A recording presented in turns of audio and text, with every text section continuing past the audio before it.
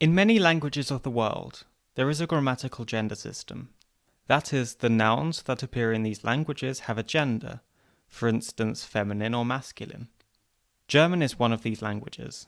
That means in German, every noun, including all the nouns for people, have a grammatical gender.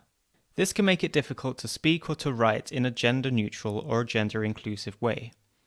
While English does present its own challenges when it comes to being fully inclusive, in a language like German, where gender is very much embedded into everything, these difficulties are on another level. Today we're going to look at how sex and gender are represented grammatically in German, as well as some of the ways it's possible to be gender inclusive when speaking German, and the challenges that come with this. So let's go for it. Let's crack on with the show.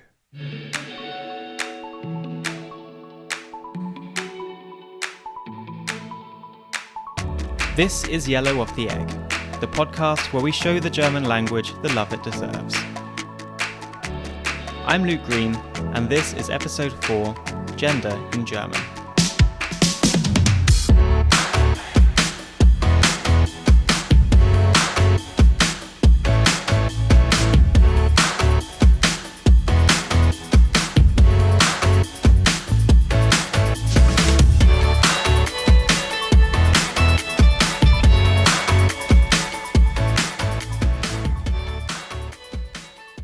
As far as my investigations have shown, I have to say that in language, still the heteromasculine is the most important.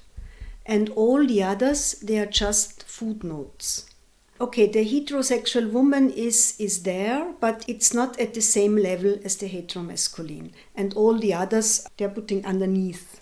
Maria Pober is a linguist at the University of Vienna at the Department of German Studies.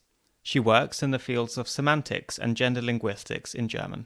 Every noun has a gender in German. We have 3 gender. We have the feminine, the masculine and the neuter. And very often they are going with the biological gender, if we only speak of binarity. Despite there being 3 genders in German, one of them has a special position. In German you have one gender, the masculine, and this gender has an exclusive position because you can use the masculine for every person. So you can use it for women, you can use it for interpersons, you can use it for everybody because we call it generic. Generic means if you have 100 persons and one person is a man, then you have to use the masculine. So if you have 100 teachers and there are 1 male teacher and 99 female teachers, you only speak about male teachers. I mean, it sounds in English a little specific, but in German, if I say it in German, it means Lehrer, it means male teacher. Female teacher is Lehrerin, and the plural will be Lehrerinnen, but you always say, alle Lehrer sind da. So despite there being a male and a female form for most nouns denoting people, especially job titles, the plural takes on the male form exclusively when referring to groups of mixed gender. The feminine ending in, or innen for the plural, means that only females are being referred to, whereas the male form without these endings can apply to all genders. And this is the same for many German nouns that denote people, especially those that end in er. For instance, workers are Arbeiter, musicians are Musiker, dancers are Tänzer. The male form is used regardless of there being workers, musicians and dancers who are not male. And this prevalence of the masculine gender is so deeply entrenched in the German language that speakers are often unaware of its omnipresence. So you have hidden rules, I would say hidden rules in German. Not even the pupils are knowing it, but they're using it. In German, in any case, if there is a person unknown, you have to put the masculine. And therefore we have indefinite pronouns, like in English you have one, but one is gender neutral. In German we have Mann. And you have to follow the male gender system. So you have to be congruent in every case with Jemand hat seine Tasche vergessen. Somebody forgot his bag. Yeah? In English you have someone, it's gender neutral, but in German you to start with jemand, so you have Mann in this indefinite pronoun and you have the possessive pronoun his. In English, we are able to get around this issue quite nicely. We have the indefinite pronouns one or someone, but we can also use the personal pronouns they and them if we want to remain gender neutral. While in German you say, jemand hat seine Tasche vergessen, and use the masculine seine, regardless of the actual gender of the person, in English we can say, someone forgot their bag, and use the plural their to refer to a single person. This isn't really possible in German. So we have so-called indefinite pronouns, but they are not indefinite. They are definite masculine, but they have the semantic value being indefinite. Every person is meant. Every woman, every interperson, every trans person, everybody should be meant under jemand or Mann. So the masculine gender has the special status of being able to be used for all genders, whereas the feminine is only really used to refer to female people, almost exclusively. This means that if you want to refer to multiple genders at once, or refer to groups of people regardless of their gender, you generally need to use the masculine, with a couple of exceptions. For being fair, we have not only the generic masculine, we have also the generic feminine, but it is used very rarely. Very, very well known is the word person. In German, die Person. This is a generic feminine for human beings. And we have for nominations for relatives, we have Geschwister. It's an umbrella term for brother and sister. And therefore in German, it's a very exclusive form. We use as an umbrella term a female word. Schwestern, Geschwister, sister. And Geschwister, it means a lot of sisters from the meaning. So this is really the only one historically where in the word formation and in the semantic you have really a feminine umbrella term. Even so, Geschwister is only really used in the plural and is not necessarily in the public consciousness as a feminine noun. So that leaves die Person as one of the only feminine umbrella terms for humans. Whereas we have der Mensch as a masculine umbrella term, along with pretty much every other noun that stands for people, like Kunden for customers, or Besucher for visitors. It's very easy to use the masculine in the plural to refer to people of all genders. It's certainly the most succinct and convenient way. And many people do use the generic masculine in their writing, but they often include a disclaimer, which states that all references made using the generic masculine are not restricted to men only, but rather refer to all genders. Nowadays, however, this disclaimer is considered by many to be unacceptable or insufficient, especially in academic contexts. Instead, people are generally encouraged to avoid using the generic masculine altogether, and there are many different ways to achieve this. For instance, you could simply mention both feminine and masculine forms. So, for example, Lehrerinnen und Lehrer. However, this can very quickly become very long. If you were giving a speech and wanted to thank friends, colleagues and supporters, ich bedanke mich bei meinen Freundinnen und Freunden, meinen Kolleginnen und Kollegen, meinen Unterstützerinnen und Unterstützern.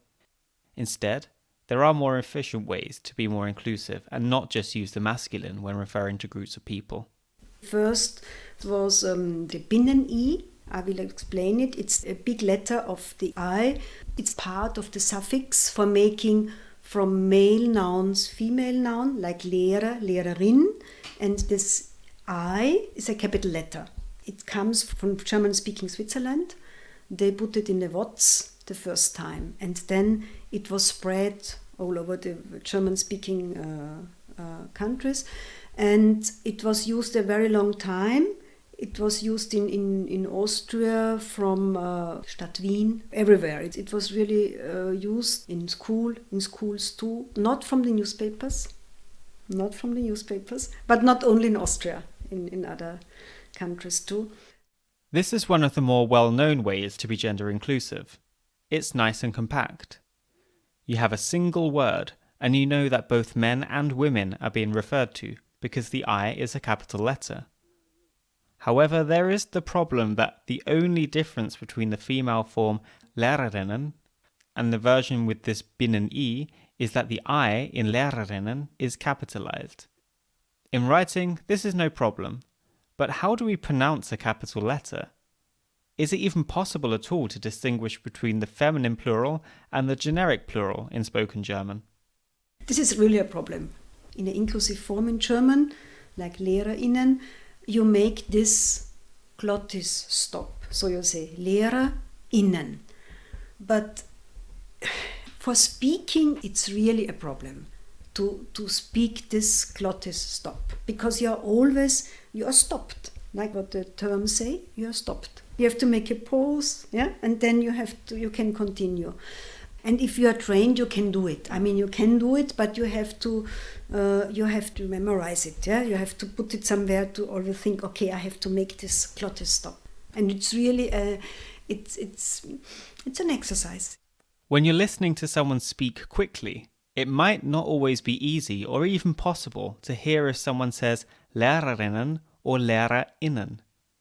And this problem doesn't just apply to the Binnen-I. There are many other ways to be more gender inclusive in German, particularly because the Binnen-I strongly implies binarity. It includes the masculine and the feminine forms, but leaves no space for any other gender identities. In the 90s, the transgender movement came along, and from this time, the capital I, it was associated only with men and women. So everybody was looking for a new form, and then the underline occurs. And with the interpersons, it's a little bit parallel, the asterisk emerged. What this means in practice is that the feminine suffixes in and innen are separated from the male form, for instance Lehrer, by an underscore or an asterisk. These punctuation marks are there to signify that other gender identities are meant by the word, and not just male and female. For instance, the underscore is also known as the gender gap, and is meant to signify a space in the word for all genders.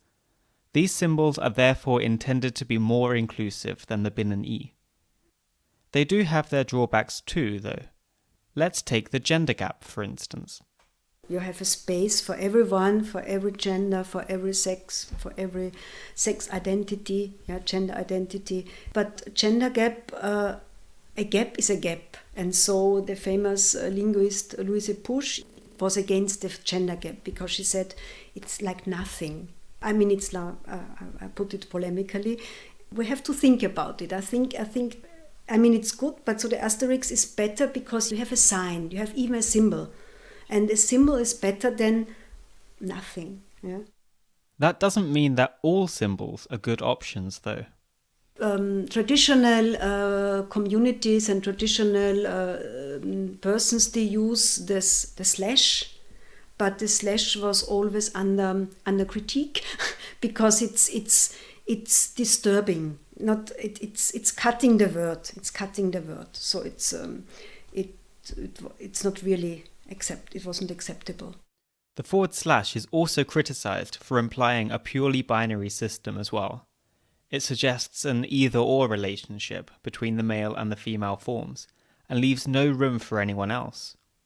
In addition to the Binnen-I, the gender gap, the / and the asterisk, you'll probably find many other different ways to separate the masculine and feminine forms in words like LehrerInnen, which try to avoid being binary. You might see a colon or a hyphen, a plus symbol or a tilde, for instance. While at the moment the asterisk seems to be one of the most accepted variants in contexts such as university, the Binnen-I is still very prevalent in wider, more public contexts, probably because it avoids using a punctuation mark in the middle of a word. Regardless of the precise form, the problem of pronunciation and of distinguishing the feminine form from the gender-neutral form is still very much there. In addition to this, there are people who say this is also a problem in writing. claiming that by including these extra punctuation marks, capital letters, or whichever gender-inclusive strategy we want to take, we are corrupting the language and making it more difficult to read. It's an old critique from the beginning. I mean, it's from, as I said, the feminist linguistics starts in the early 80s, in the late 70s, and readability was always a point of the critiques. But as studies show, it's not like this. Yeah? And even beginners, they are very quick in learning this. It's just, I think the problem is the older the critiques are, yeah, the more you are used to a certain language. You can compare it with the reform of the orthography in the 90s in the German-speaking countries. In this reform, the official spelling rules in German were changed in many regards, and it took some getting used to for many people. And, of course, there was some backlash too.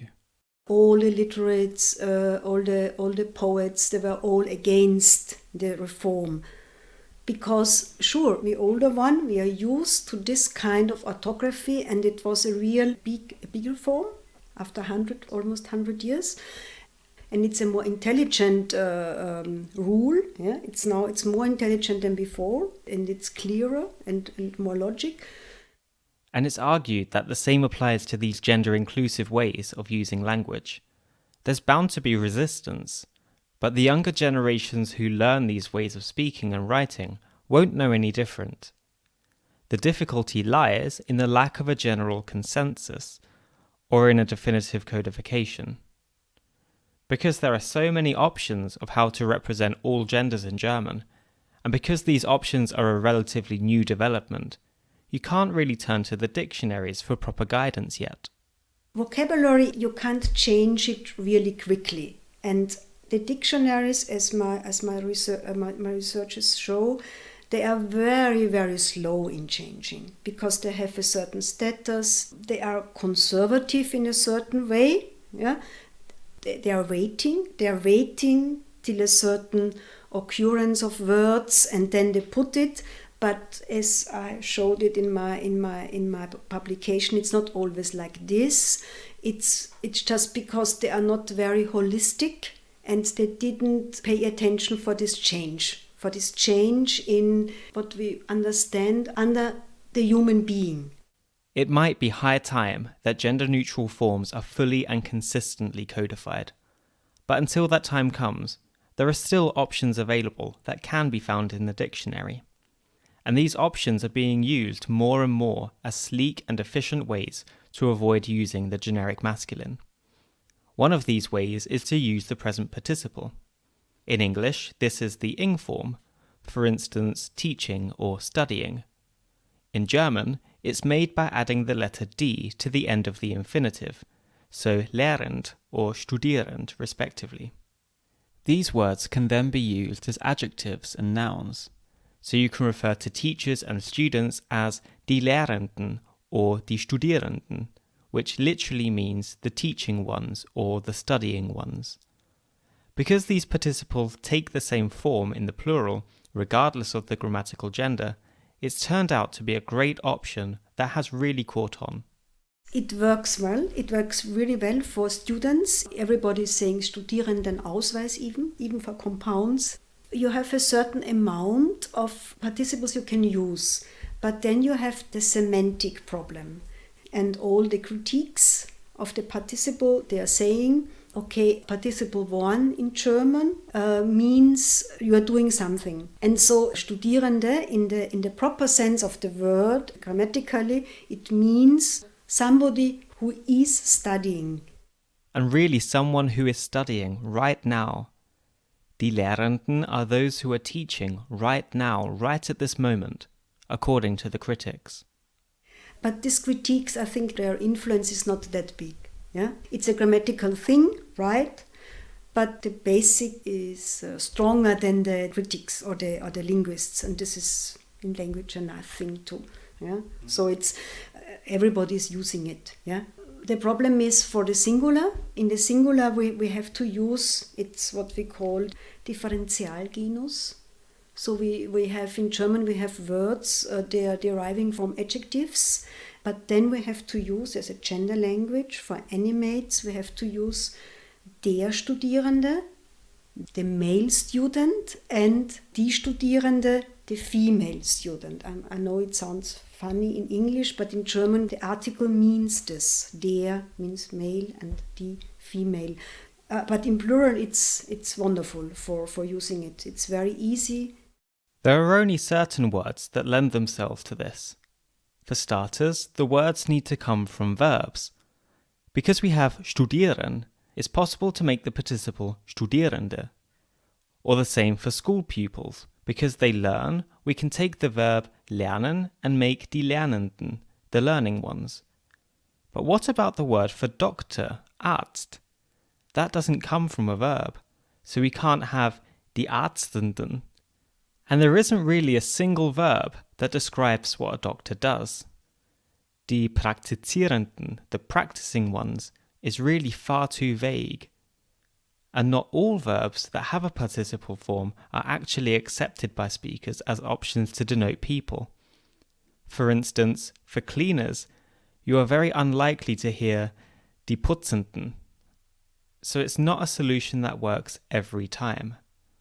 So are there any other options out there?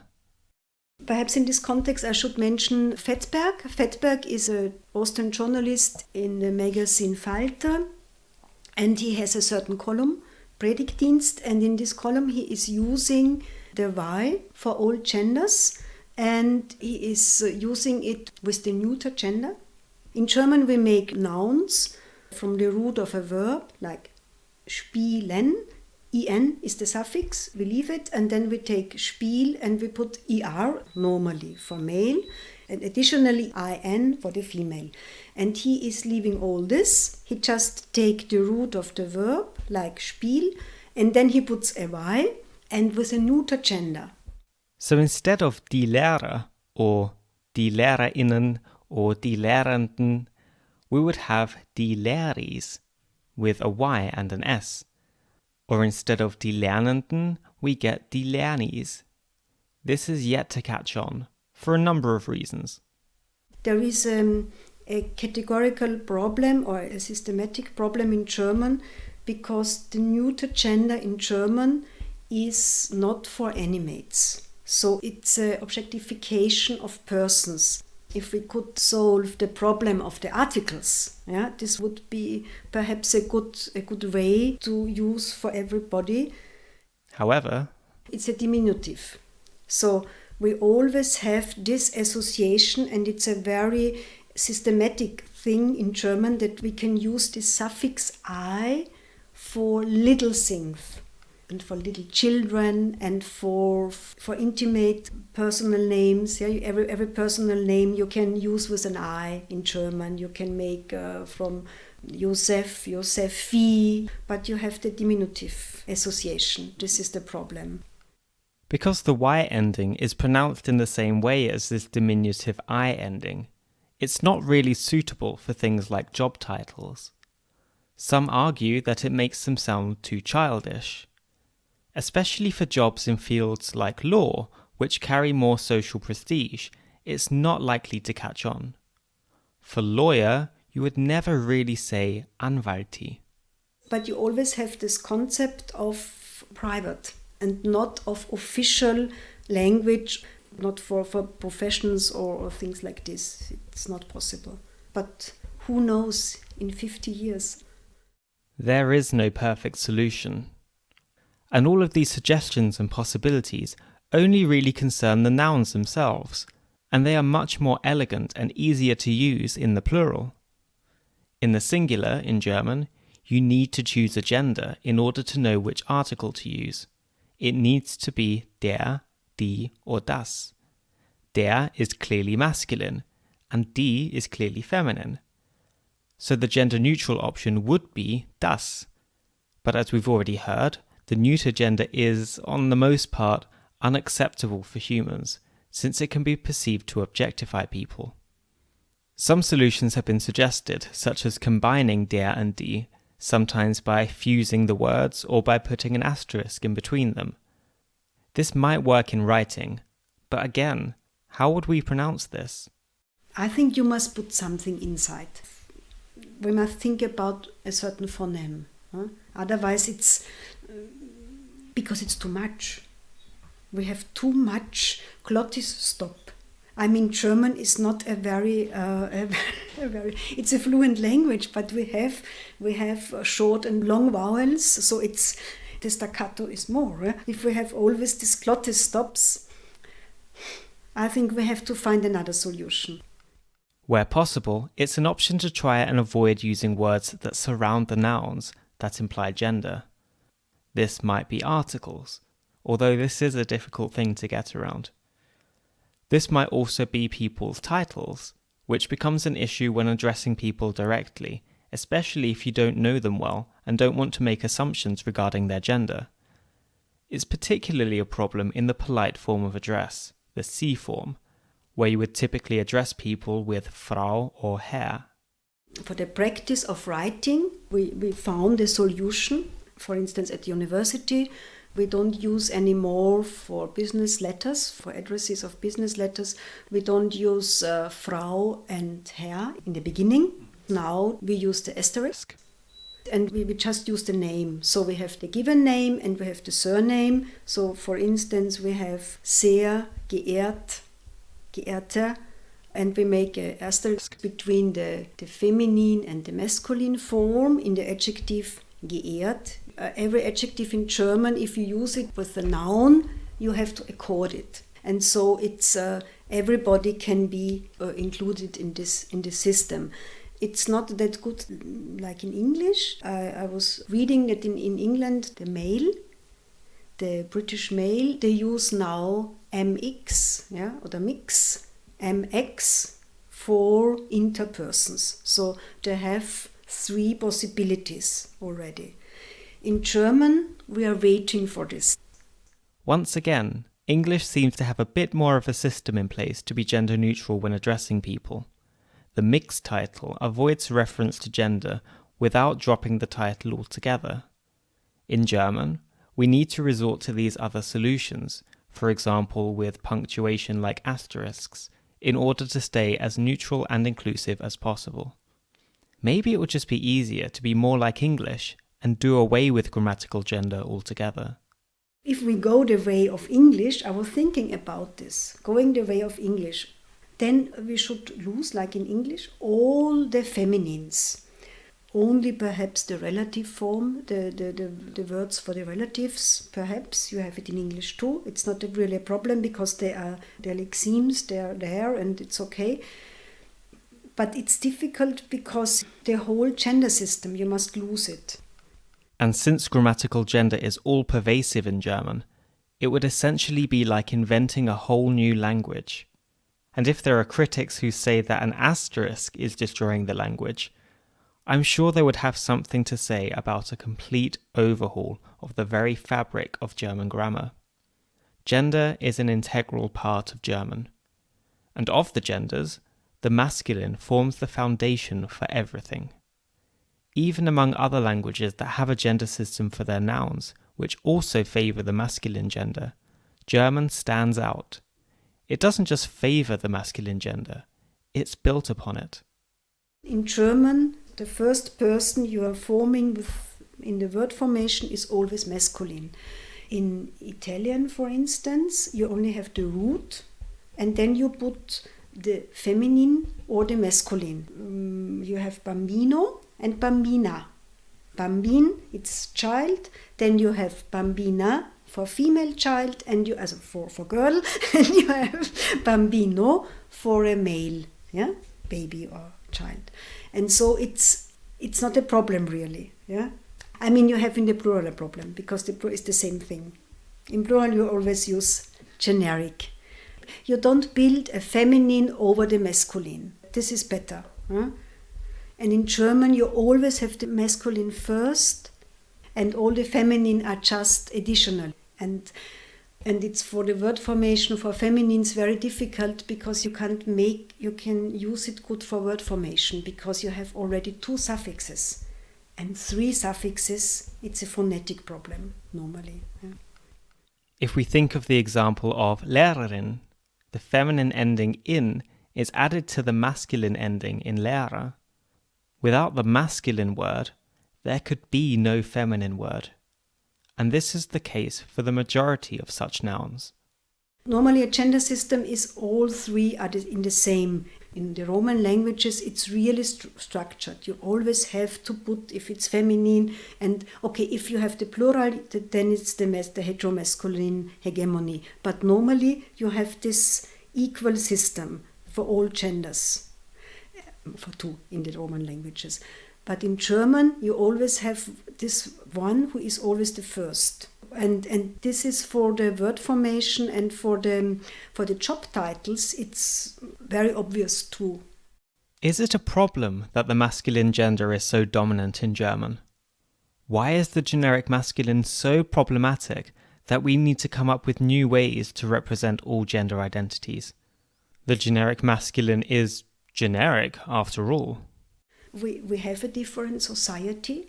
And this generic masculine was constructed, if you want, because it wasn't always like this. Yeah? It was constructed in the Baroque, the first rules of the generic masculine, and it was fitting to the society. The man was the first in the family, and the woman has no outside the house, she has nothing to say, her world was at home, and for this time, this was perfect. Yeah? Generic masculine was perfect, but now we have real and other society, we have other laws, and all others than cis men are speaking too. Yeah? They're speaking up, and they want to be seen in language and be represented as subjects and not only as objects. And therefore I think this is just a little obstacle. Yeah?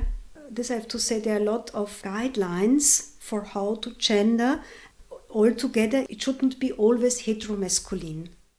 It's definitely progress that there are efforts to reduce the prevalence of the masculine gender in order to better and more equally represent everyone, and not just cis men.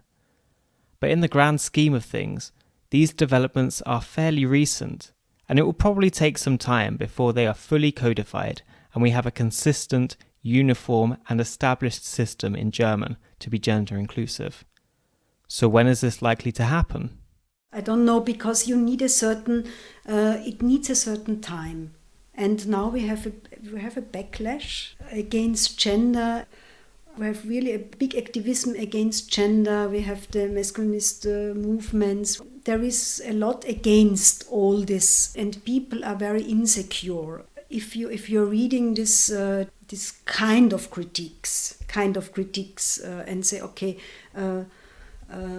man will always be man and woman will always be woman. I don't think that we will overcome this in 5 or 10 years. I think it will endure, I hope, in 20 years. Yeah? Because when I'm thinking about the feminism, it was in the 80s, and now we have an acceptance in the society. And I think there's a lot to do to push these movements and to say, okay, we are here and we need to be represented, and in a good way. Not in a positive, but in a good way, and not in a pejorative or degrading way. I think it's possible to overcome the binary system, the men and women. But to lose during the journey, to lose all the gender markers, I think it seems impossible. It would be nice if I'm wrong, because the time of the only cis women and cis men, it's over, I think.